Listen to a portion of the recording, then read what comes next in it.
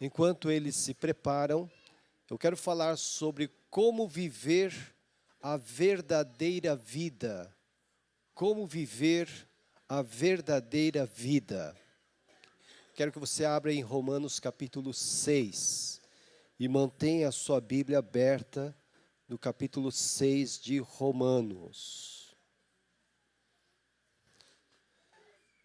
Paulo assim escreveu: Que diremos então?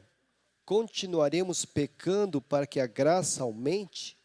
De maneira nenhuma. Nós, os que morremos para o pecado, como podemos continuar vivendo nele? Ou vocês não sabem que todos nós que fomos batizados em Cristo Jesus, fomos batizados em sua morte?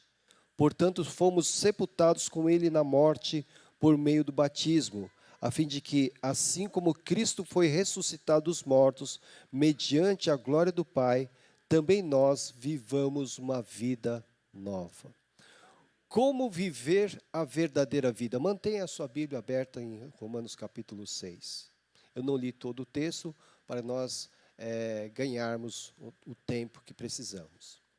Como viver a verdadeira vida? Para falar sobre a verdadeira vida, eu tenho que falar sobre a falsa vida. E a falsa vida, nós temos algumas pistas sobre o que é uma falsa vida, aqui mesmo nesse texto.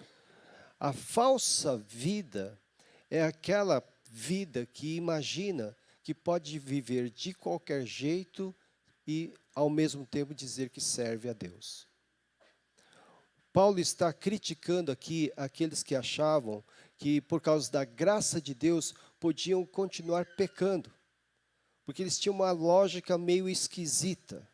Essa lógica vinha da palavra que ele escreveu, capítulo 5, versículo 20. Ele colocou assim: a lei foi introduzida para que a transgressão fosse ressaltada, para que o pecado fosse ressaltado. Mas onde aumentou o pecado, transbordou a graça. Então, alguns pensavam assim: então eu posso pecar, porque a graça vai ser maior. Quanto mais eu pecar, maior a graça de Deus. Então, viviam de forma totalmente contrária à vontade de Deus. Essa é uma falsa vida.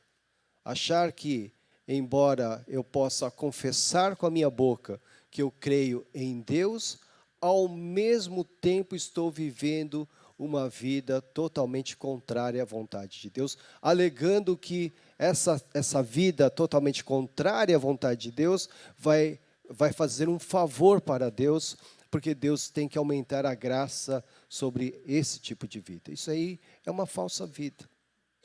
Então Paulo está dizendo: que diremos então?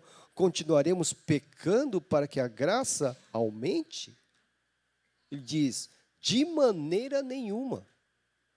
Então nós que assumimos esta verdadeira vida, a vida que somente Jesus pode nos conceder, nós não podemos mais ter nenhum tipo de vínculo com o pecado. Embora nós ainda vivamos sob essa luta, essa tensão que há entre a nossa carne e a vontade de Deus, nós temos que procurar sempre fazer a vontade de Deus.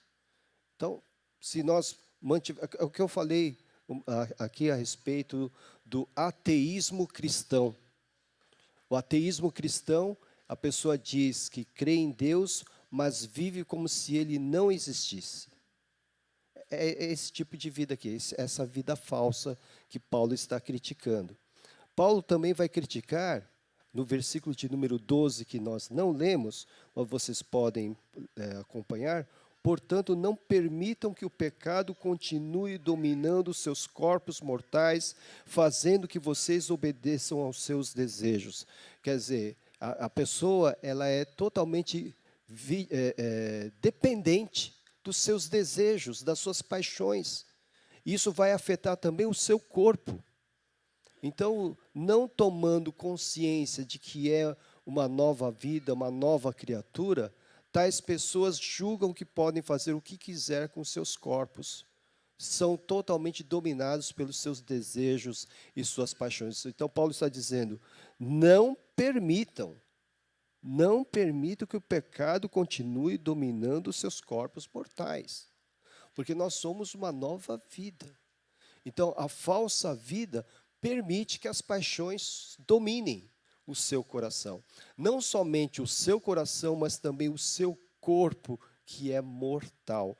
A gente não tem controle sobre o nosso corpo. Nós não temos controle sobre o tempo da nossa vida.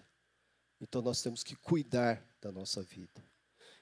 Se eu sou totalmente dependente dos desejos da minha carne, então eu estou vivendo ainda uma vida falsa. O versículo 13 diz: não ofereçam os membros do corpo de vocês ao pecado, ou seja, não entreguem os membros do seu corpo ao pecado. Porque senão você estará vivendo como aquele povo da época de Elias, que tinham um pé na casa de Deus e outro pé no mundo. Então nós não podemos ter essa vida dividida, cindida. Ou somos de Deus ou somos do mundo. Caso contrário, estaremos vivendo uma falsa vida. Se a minha vida é dividida em duas partes, no domingo estou na igreja e de segunda a sábado estou no mundo, no sentido de viver as paixões do mundo, eu estou vivendo uma vida falsa. Então a vida falsa tem essas características. E o que precisa acontecer para que eu possa viver a verdadeira vida? Bom, em primeiro lugar, nós que já nos convertemos, nós que já entregamos a nossa vida a Cristo, como esses novos irmãos, o que é que nós fizemos? Nós não fizemos nada, na verdade. O Espírito Santo veio e nos convenceu do pecado, da justiça e do juízo. Então ele nos convenceu: eu sou pecador. Eu confesso que eu realmente estou transgredindo a vontade de Deus. Então o Espírito Santo veio para convencer a cada um de nós acerca do pecado, da justiça e do juízo. E aí vai acontecer uma coisa, uma transformação radical vai acontecer na minha vida. E tem que acontecer. Eu vou mudar a minha mentalidade, o padrão dos meus pensamentos, o padrão dos meus comportamentos. Eu vou ser uma nova criatura, como Paulo ensinou em 2 Coríntios 5,17. Se alguém está em Cristo, nova criatura é. As coisas velhas para trás ficaram e tudo se fez novo. Eu sou uma nova criatura. Uma coisa morreu dentro de mim. Na verdade, o meu velho homem, o meu eu morreu em mim. É isso que acontece. Então, Paulo aqui na carta aos Romanos, capítulo 6, ele vai dizer o seguinte: de maneira nenhuma, versículo 2, nós os que morremos para o pecado. Então, nós morremos. Nós temos uma ideia muito clara do que é a morte. Então, aqueles que que entregaram seu coração a Cristo Jesus, devem viver a sua vida, olha o paradoxo, devem viver a sua vida como mortos para o pecado. Então, o que vai acontecer em primeiro lugar? Em primeiro lugar, o Espírito Santo vai nos convencer do pecado, da justiça e do juízo. Está lá em João 16, 8. Em segundo lugar, o que vai acontecer conosco? Nós vamos morrer. Nós morreremos para o pecado. Vamos nos lembrar que nós éramos cadáveres também, antes do Espírito Santo nos convencer do pecado.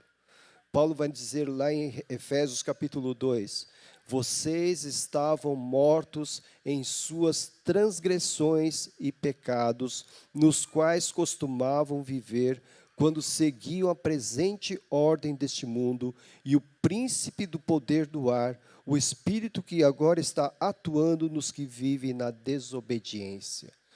Nós estávamos mortos, mas nos nossos delitos, nas nossas transgressões, nos nossos pecados. Aí ele veio e nos deu uma nova vida, e essa nova vida, paradoxalmente, nos faz mortos para o pecado. Isso é paradoxal. Somos também, nos identificamos também com a morte de Cristo. É isso que nós aprendemos em Romanos capítulo 6.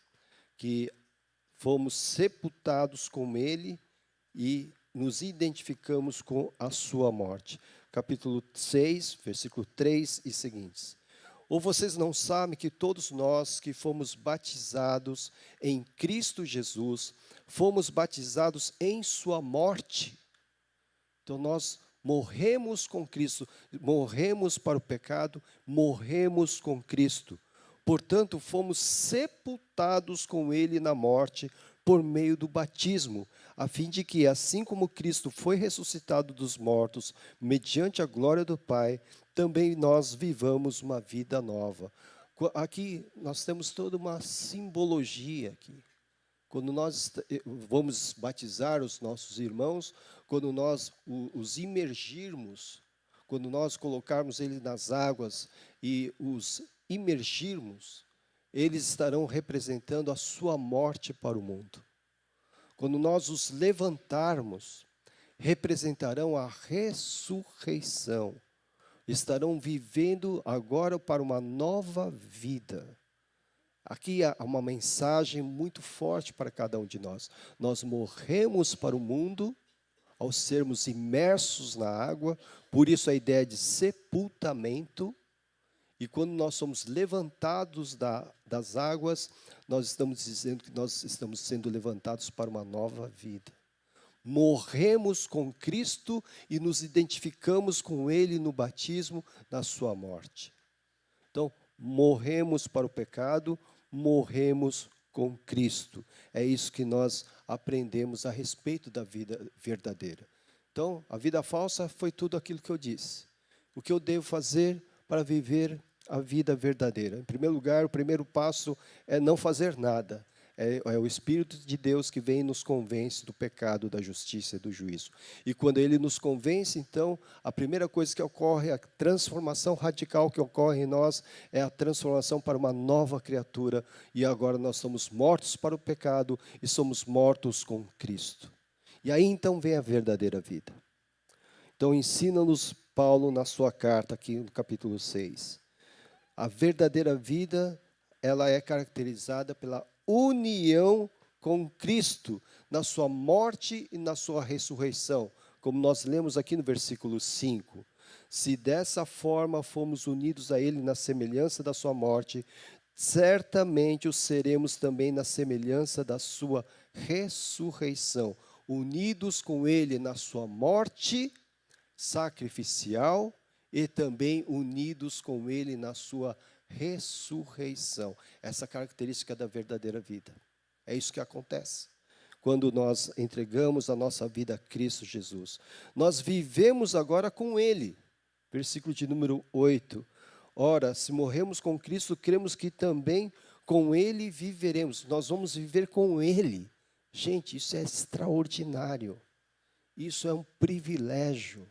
Isso é a maior bênção, é viver com Cristo Jesus, viver com Ele. Vivemos nele e com Ele.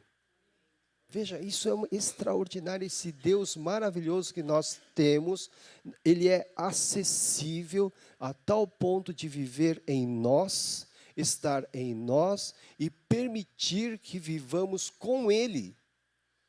Então, a verdadeira vida é uma vida com Ele. Estamos unidos com Cristo na sua morte, na sua ressurreição, e estamos vivendo com Ele. E esse viver com Ele revela uma vida nova, uma nova vida, como nós lemos no versículo 4. Também nós vivamos uma vida nova. Ora, se eu que digo que entreguei minha vida a Cristo Jesus, se eu digo que eu confessei Jesus como meu Senhor e meu Salvador pessoal, continuo a viver com os mesmos comportamentos, com o mesmo padrão de pensamentos antes de Cristo, então não houve transformação. Não houve conversão. A conversão existe quando eu sou uma nova criatura. Nasci de novo. Sou uma nova pessoa. As minhas reações diante das dificuldades, diante das adversidades, a minha reação agora é diferente, porque agora Cristo está em mim. Se isso não está acontecendo, eu tenho que refletir se de fato fui encontrei Jesus realmente na minha vida, se realmente me converti. Tem que haver transformação radical, porque agora estou unido a Ele, a Cristo. Estou nele e Ele está em mim.